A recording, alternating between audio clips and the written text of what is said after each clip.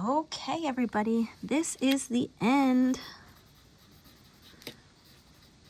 of the solutions for your third study guide, which is covering chapter 7 through 10, the last problems number 18 to 25. I'm hoping that you will complete problems 18 to 25 in your final of exam 3, and they are like problems 18 to 25 that we're about to solve right now. Okay, for number 18, we're filling in the missing parts of each factorization. We've got 3, okay, A, B, and C. Y squared minus 144. This is a difference of squares. Okay, the pattern for difference, all of these, A, B, and C, are going to be difference of squares. The pattern for factoring a difference of squares is going to be A minus B. Let's start with plus. A plus B, A minus B, where A is the square root of the leading term and B is the square root of the lagging term. So to fill in the blanks for what you have here, you're going to have y plus 12, y minus 12. Because y is the square root of y squared, 12 is the square root of 144. One of them is addition, one of them is subtraction, to give you a negative 144 at the end. When I combine the outer and the inner terms, they're going to cancel each other out. Let's try letter B. Letter B is also a difference of squares. 49x squared minus 4 equals square root of 49x squared is 7x minus the square root of 4, which is 2, and 7x plus 2. Doesn't matter if you have this term first or this term first. You can multiply them in this order, or you can flop them and multiply them in the other order. That's how multiplication works. Okay, 36a squared minus 49, last one, equals, I can factor this out using that pattern. Square root of 36a squared is 6a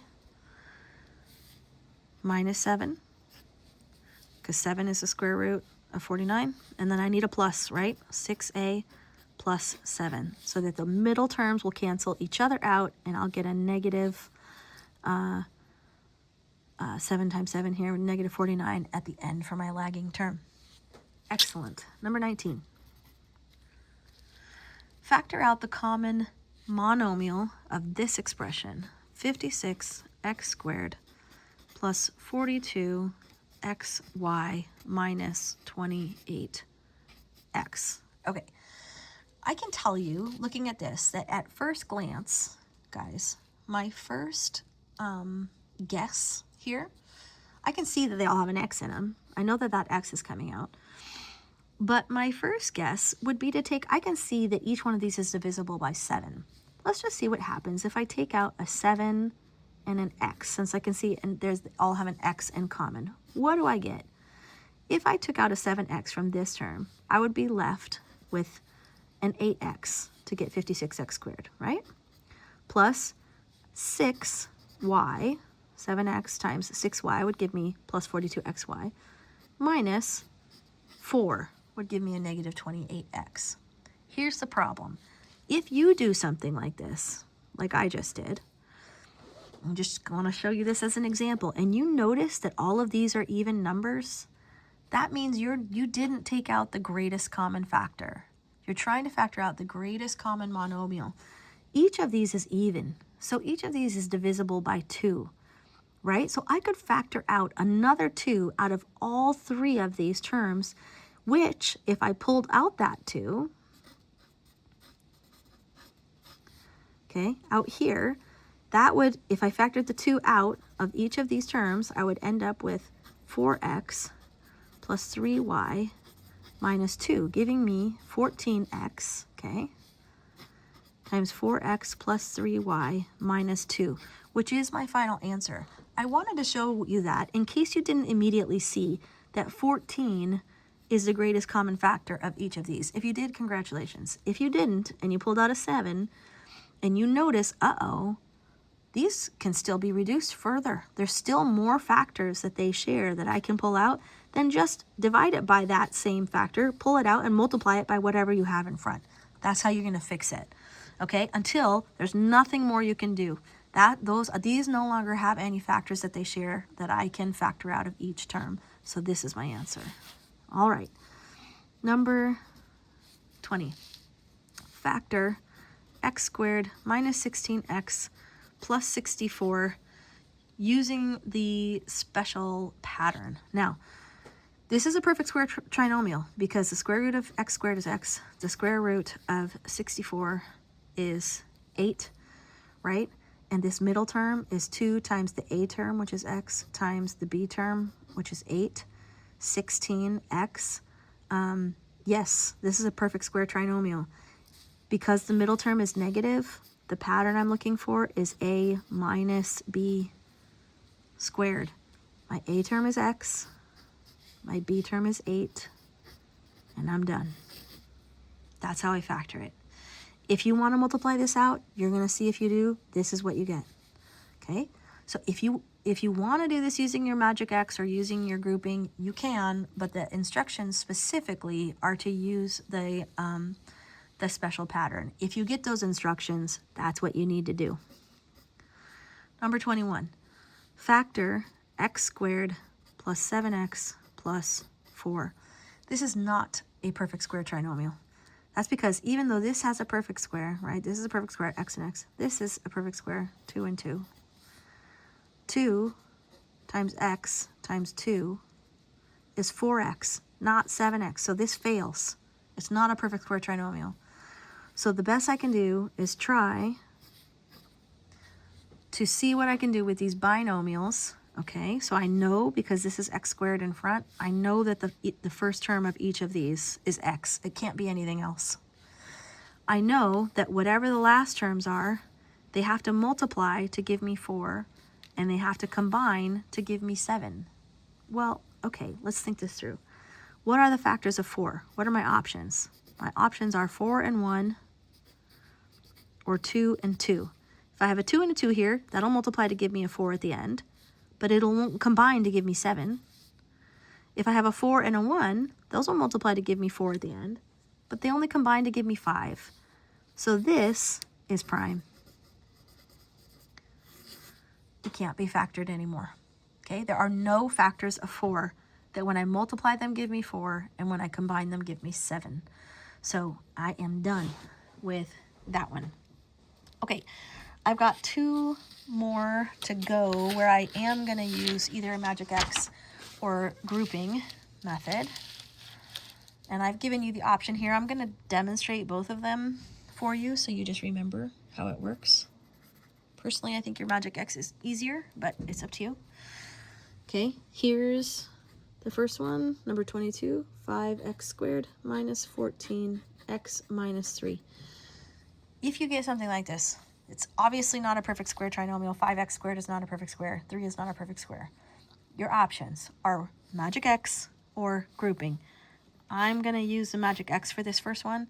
Regardless, guys, you need to identify A, B, and C, whichever way you go. Doesn't matter for both of them. And then you need to identify A, C, and just identify B again. Just trust me and do it that way. It's going to help you get to the right solution without missing anything. Your A term is whatever's in front of that first term. So A is 5. B is the coefficient in front of your middle term. So B is negative 14. C is your constant at the end, negative 3. Multiply. A times C. You can't just open up binomials like this and say 5x and x. It's not going to work. Okay? You have to do it in one of these 2 ways. Because we don't have enough time for you to guess and test your way through this. So AC is 5 times negative 3. So AC is negative 15. B is negative 14. With your magic X, put AC up here and put B down here. Okay? So AC is negative 15. B is negative 14. You're looking for 2 factors of negative 15 that when you multiply them give you negative 15, and when you combine them give you negative 14. Lucky for us, this one's pretty easy, right, guys? Negative 15 times 1, when I multiply them, gives me negative 15. When I add them, gives me negative 14. Excellent.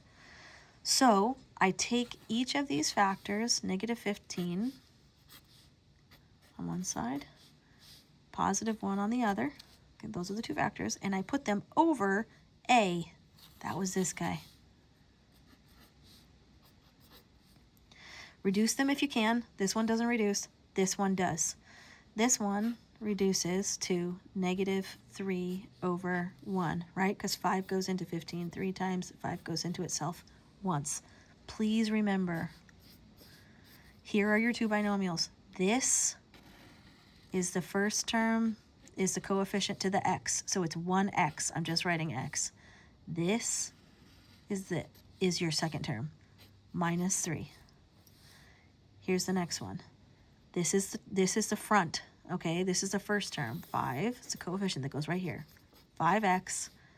Here's your constant that goes here, plus 1. That's a positive 1. Now, we can check our work. This is it, but let's check our work just to be sure. X times 5x is 5x squared. Your outer terms, x times 1. Inner terms, minus 15x. Last terms, minus 3. Combine your like terms and you get 5x squared. X minus 15x is negative 14x minus 3. That's what we started with. Okay, check. This is your answer right here. X minus 3 times x plus 1. Don't forget those parentheses. Okay, a couple more to go and we're done. That's your magic X method. Let's go ahead and use your grouping method for the next one so we can just remember how to use it, and then you get to choose when you work these out on your test which one you want to use. This has gotten a tiny bit more complicated because I have a variable in the first term and in the last term, so just keep an eye on that, okay? Still, either way, identify A, B, and C. A is 5, B is 8, C is negative 21. Find A, C, and B. Okay, guys, no matter what, every time, do this. 5 times negative 21 is negative 105, and B is 8. This is going to take a little bit of thinking. What two factors of 105, of negative 105, when I multiply them, give me negative 105. When I combine them, give me a positive 8. Now, I've already looked at this problem, and so I know what these factors are. When you're doing this, you can just start dividing this thing out until you find two factors that work. I would start with 5 because it's divisible with 5. That's not going to give you enough. It's going to be 5 and 21. No combination of that's going to make an 8. It's not until you get to 7 and 15. 7 times 15 is 105. Now, one of these has to be negative in order to get a negative 105. Which one should be negative so that I get a positive 8? The answer, of course, is this one. Because when I combine 15 and negative 7, 15 minus 7, I get a positive 8. Okay, if you want to use your grouping method, here's how it works. These two factors are what I'm going to use to rewrite this middle term. I'm not going to write this middle term as 8xy. I'm going to write it as a combination of these two, okay, these two terms, so that it looks like this. 5x squared, don't forget the first term. And instead of 8xy, I'm going to write plus 15xy minus 7xy, because that gives me a total of 8xy. Keep that last term at the end, 21y squared. Don't forget the variables and the exponents, okay? Now that I've rewritten that middle term, I can factor this using grouping, okay?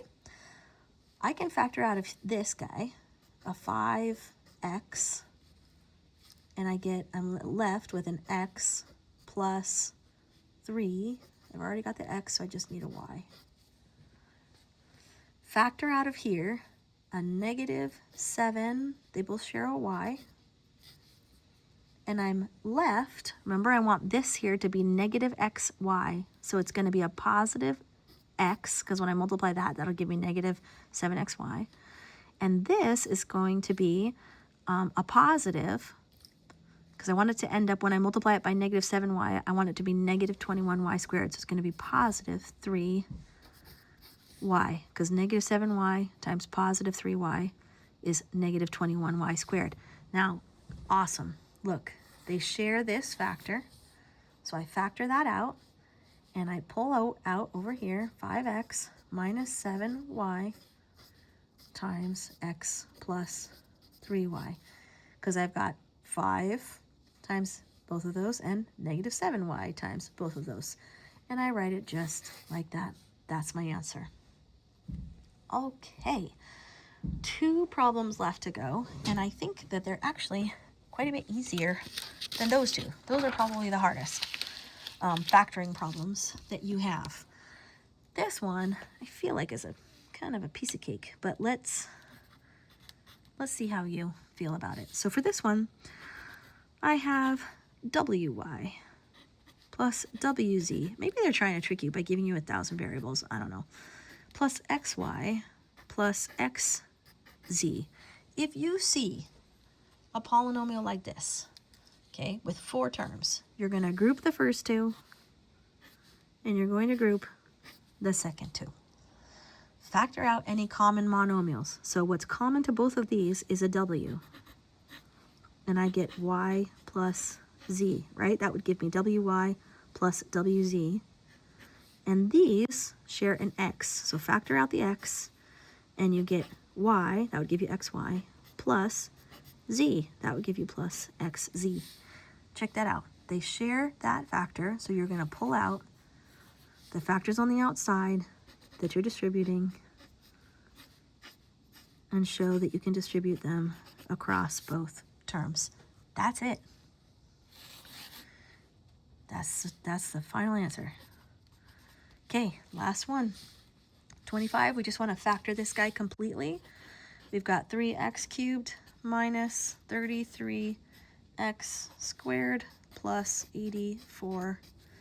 You see something like this? Make sure before you start opening up parentheses and all of that, that if there are any common factors, you factor out the common monomial first. They share at least an x, so that is coming out, right? The highest factor the highest whole number factor I could pull out of here is a 3. This is divisible by 3, and so is this guy. So excellent. That's the monomial I need to factor out. Okay, and that's the greatest common factor I can pull out of here. And I'm left here with an x squared, because if I multiply that, I get 3x cubed, right? Minus 11x. So if I multiply 3x times negative 11x, I'd get negative 33x. Plus 28, because 84, 3x times 28 would give me 84x, okay? So if I divide 84 by 3, I get 28. I'm not done. Not done yet. This can still be factored more. I don't have to use, because I don't have a coefficient greater than 1 in front of this x, I don't have to use my magic x or my grouping method. You really only have to do that when you have a coefficient in front of your first term that's greater than 1. But I don't. That means it has to be x. There's no other options when I multiply these first terms for getting an x squared. Now, whatever these last 2 factors are, have to multiply to give me 28 and combine to give me negative 11. So I have to multiply to give me a positive 28 and combine to give me a negative 11. Well, 7 times 4 is 28. And if they're both negative, then they will combine to give me negative 11, right? 7, 8, 9, 10, 11. So x minus 7 and x minus 4 will give me x squared at the beginning, and then minus 4x minus 7x will give me a minus 11x in the center, and then negative 7 times negative 4 gives me a positive 28 at the end. So I'm done. Those are all the factors. It is factored completely that I can factor from 3x cubed minus 33x squared plus 84x. Okay, guys, those are all of the problems on your final. These are all the problems that are like problems 125 on exam 3. Best of luck to all of you. I believe in you. I can't wait to see how well you do and to hear about all of your victories and adventures in math as you move into high school.